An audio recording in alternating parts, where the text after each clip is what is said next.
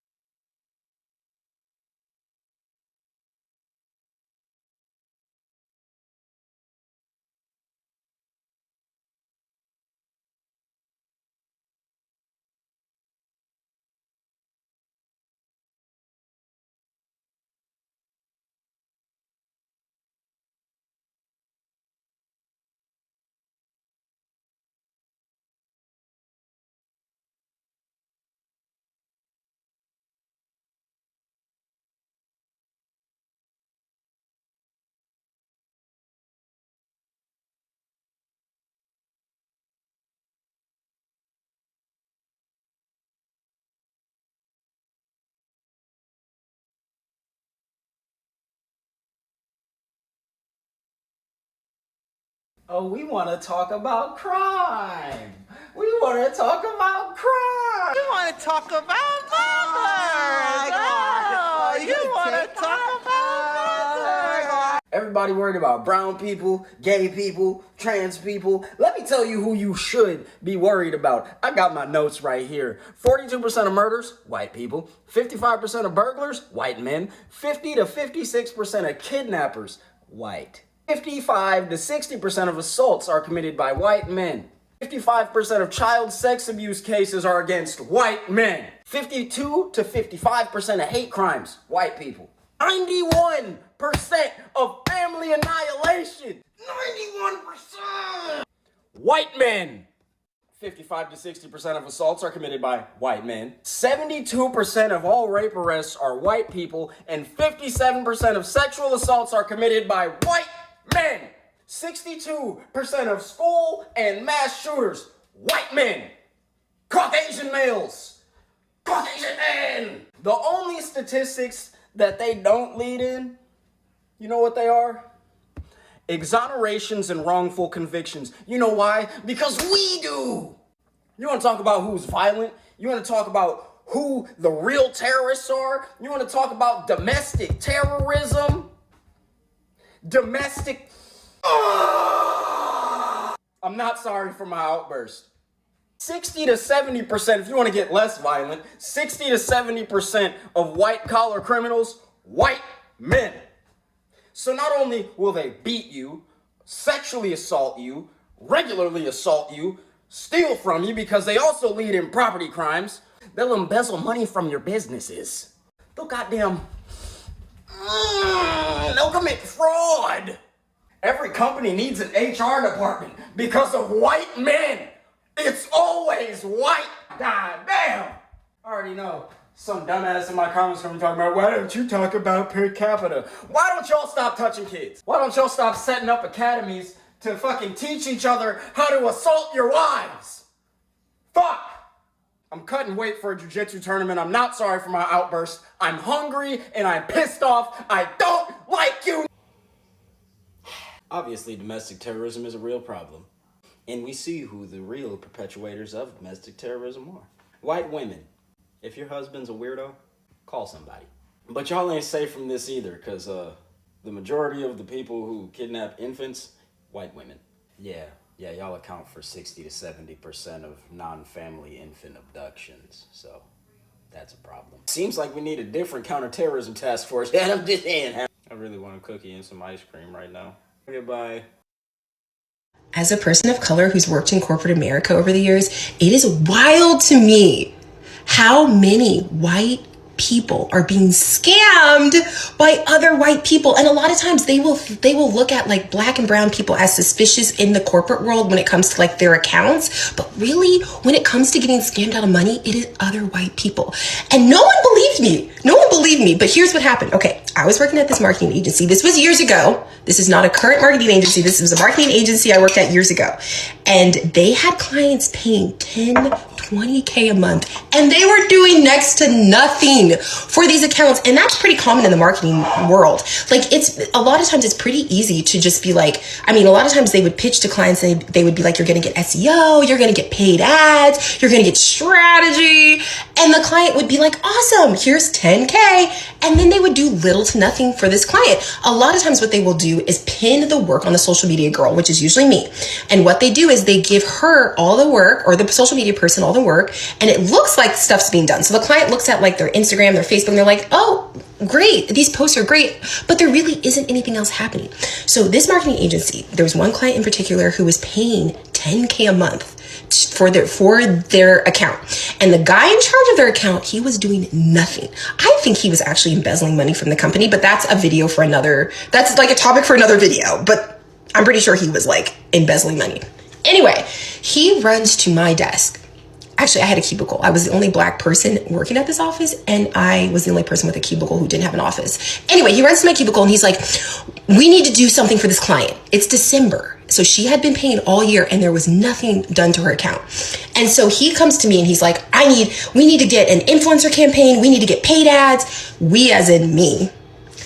He wanted me to do all these things. And so I'm like, okay. So I hustle and I get it all done. I plan in like several influencer campaigns. I do paid ads, all these campaigns, and it is very successful. And the month of December looks great for this client. She sends out an email and she's like giving him all the credit. She's like, oh my gosh, everything is great. I love this. This is so awesome. All my work paid off for that month. So she looked at just that and was like, oh, wonderful. And she's like, I'm so excited to work with you guys again next year. And I'm thinking, girl, Don't be so for real. You just got scammed out of $120,000 for the year, basically, and nothing was done, but you're ready to sign up again. And it's just this blind trust they have in each other. Like, if it's a white person in charge of their account, they're just like, great, I trust you with all of my money. Insanity. Another example, I worked at Abercrombie & Fitch in college. Don't come for me, okay? Desperate times call for desperate measures. I was the diversity hire. And anyway, so I'm working. And one day I'm working, blonde-haired, blue-eyed Jessica walks in with a bunch of bags. Like a bunch. And I'm being the dumbass I am. I was like, oh, shopping spree. Are you having a shopping spree with your mom? No, turns out Jessica was not having a shopping spree with her mom. She was returning all the things she had stolen. She had been stealing from the store for 6 to 7 months. Thousands of dollars worth of things. I have no idea why, because she was very wealthy. Like, her family had a ton of money, so I don't know why she was stealing, but she was stealing. And guess what? Did they press charges against her? Nope. Did they ask her to pay any of the money back? Nope. Did they even fire her? No. They just told her to bring everything back and to promise she wouldn't do it again. Now, this is just what I have experienced. Obviously, I'm making generalizations. I'm not saying every white person is like this or scamming. I'm just saying it is crazy to me that Black and brown people are the ones who are so often looked at suspiciously when we're the ones a lot of times protecting clients. I remember actually being reprimanded because I stood up in a marketing meeting at this agency and I was like, I don't think we're being honest. Like, this, we didn't do this. And they were like, we don't need you to say that. I'm just like, I'm the only one, like, guys. So all this to say, if this makes it on to anyone who is white's For You page, go check your accountant, okay? Your white accountant. Go check the white person who is in charge of investing. Make sure they are not scamming you, and maybe let a Black or brown person take your account over, because a lot of times we are more honest and we have like a higher moral ground because we are looked at under a microscope. A lot of times, and it is not us. We are not a lot of times the ones scamming y'all. It is you. It's each other. It's white on white crime. It's insane. As a person of color, it's time this country does something about this white on white crime wave that's gripping America. And I'll give you 3 things about it. Thing number 1, the receipts are in the numbers. The moment the Charlie Kirk news broke, anyone who knows America's history of violence had the same thought.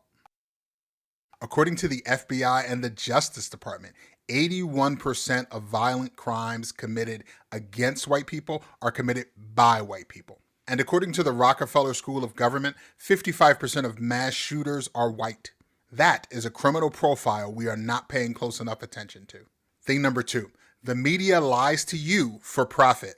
Corporate outlets like CNN and Fox News rake in billions, fueling imaginary fears. The dark hooded immigrant, the gun-toting Black gang member. This keeps white America terrified so that they can sell you gold coins, laundry detergent, and survival kits.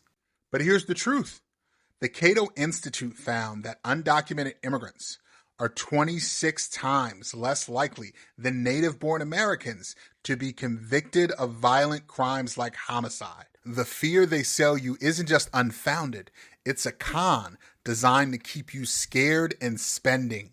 Thing number 3, white folk, the call is coming from inside the house. The overwhelming majority points to one conclusion, that white people are most at risk from other white people. The shooters in school, the domestic terrorists, the suburban mass killer. They don't look like the caricatures the media is peddling. They look like your classmates, your coworkers, your neighbors. Until America is ready to confront that reality, we'll keep watching tragedies mount while we're blaming the wrong people. This isn't about immigration. This isn't about the inner cities. There is no trans agenda. The real crime wave in America is white on white crime, and ignoring it has deadly consequences. But what do you think? Drop your thoughts in the comments, like, follow, and share. Click the link in my bio and catch me on. As we all know, bullshit ain't about nothing.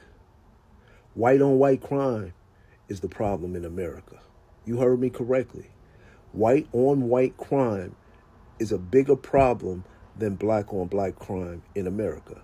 Now, I know they got y'all saying, well, y'all the majority and y'all the minority, but y'all make a majority of the crimes. Well, if you believe that, then you'll believe anything. Like, it doesn't make sense. How can you tell me that 14 million people is going to make up more crime than 300 million people? No, it just doesn't make sense. Although we may be a smaller percentage, and our percentage wise as far as crime is higher, but they create and make more crime, more killings, more murders. The real problem, and we know this, is white on white crime. Why won't we address that issue? Why won't we have this campaign to stop white people from killing white people, or from just killing people? Why do you guys have to kill? Like, we don't have to do that. Like, you can just move. This is a big world. If you don't like somebody, you ain't gotta terminate them forever. Just move around. Like, bullshit ain't a... It's time for this country to get serious about white-on-white crime. There is a white-on-white crime epidemic that is taking out white people. I don't care about your statistics saying that it's down. I feel bad for white people. I feel afraid for white people. So there is a white-on-white crime problem. In reality, 80% of white people who are unalived via homicide are unalived via a white person.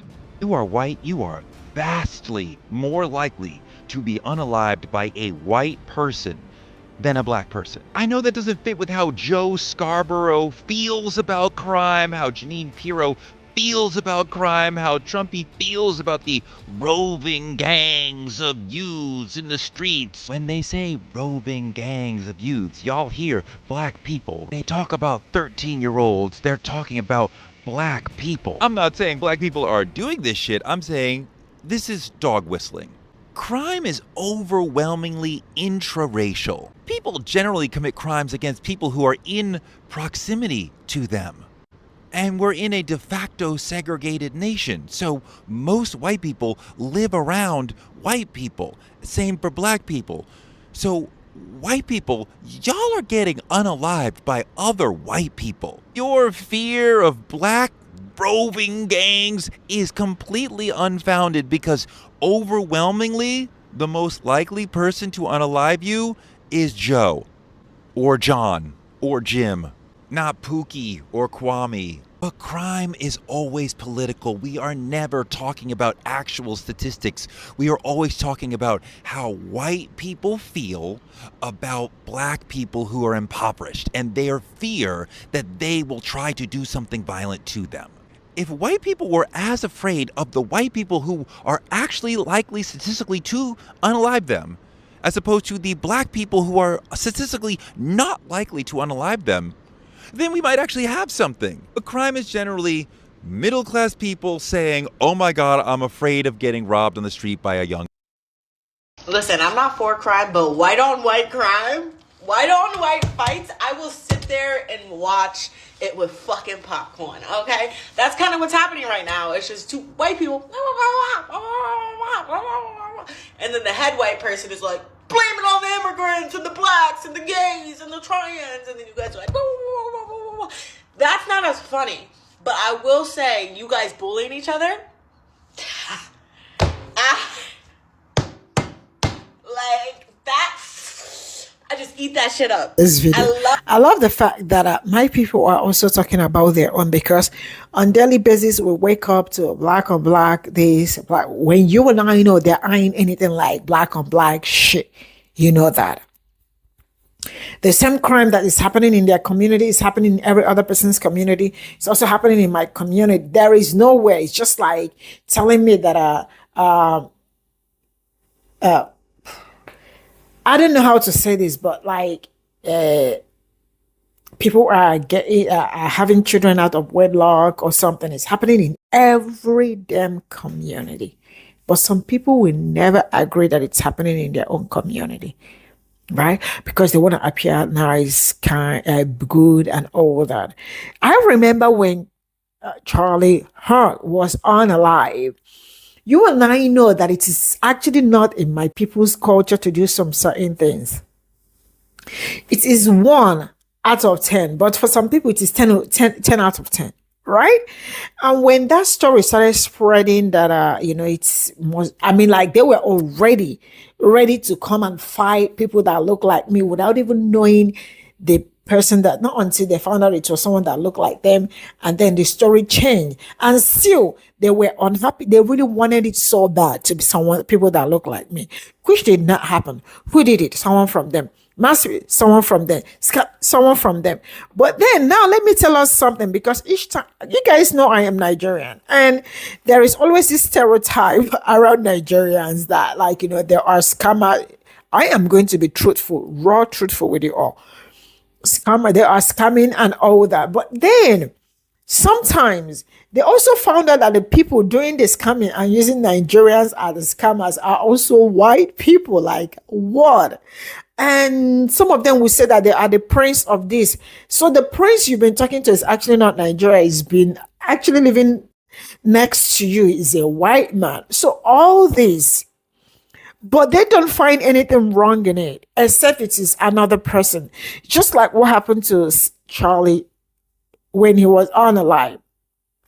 When they found out it was a white man, the story died off, like completely died off. But if it were someone else, I mean, the story would just be everywhere, and they will be looking for a way and praying that they hope it is someone else that doesn't look like them. Which also, one of the governors said that he was praying and hoping that it won't be one of them, like it is praying that it will be someone like an immigrant or some sort, that they will show them how they do it here. See, and then they found out it is someone from them. They refuse to show the person how they do it. I used to tell you, some people have selective anger, selective punishment, selective judgment. It's as simple as that, right? For example, if you did somebody that, if you go shoplifting, for example, let's assume that I went shoplifting. Oh, they will hold me down, want to break my head. Just like the video I brought some days ago about a man that was allegedly, he is not allegedly shoplifted. I don't know what he shoplifted that is worth somebody's life. Somebody that did not steal a car, somebody that probably food or something, but that was allegedly. But I am just giving illustration, right? What will worth somebody? But there are so many of them. Actually, I never knew shoplifting was a thing. On God, I am telling you the reality. You and I know I am a teacher, right? But I heard that from my students. Seriously, I heard that from my students, and they are this. And I was like, the day I found out, I was so fearful for my life. Like, what if something happens in the store? Because it was after the store that they told me, next time if I'm going to the store, I am usually very careful because I don't want anything to, like, And then I found out that where I also live, I think it's okay to even shoplift if you are, as long as you are not carrying the store. I mean, you can eat what is it called? You can eat chocolate and all that in the store or take out. Nobody will bother you and the rest of it. But still, it is shoplifting and it is not okay. For some people, it is a huge crime, but some people, it is not a crime at all. So selective crime rate or something like, so it is okay the way they call them out too, because you know what, barman, I need one ice cream in the bar for me. Bye for now, everyone.